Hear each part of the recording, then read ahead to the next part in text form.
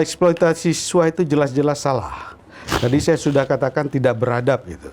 Jadi kalau praktek ini diulang lagi, sangat disayangkan. Siswa hari ini dalam kondisi proses belajar mengajar yang mungkin kalau jam belajarnya memang nggak cukup. Kepingin jadi gila jabatan gitu. Padahal persoalannya sangat rumit ini kan. Semua orang sudah berbicara. Demikian juga dengan sektor pendidikan di skala daerah itu tidak merata kualitasnya. Dan kalau ini tujuannya adalah untuk mempertahankan jabatan dan kekuasaan, ini sangat tidak berakhlak saya pikir. Tidak beradab. Hari ini kita memerlukan pemimpin-pemimpin yang berakhlak dan beradab. Tahu dia itu bahwa itu rent seeker yang melakukan praktek-praktek rent seeking selama dia menjadi pejabat publik. Kalau dia bukan pejabat publik, mungkin masyarakat nggak peduli. Memangnya apa dia? Siapa dia?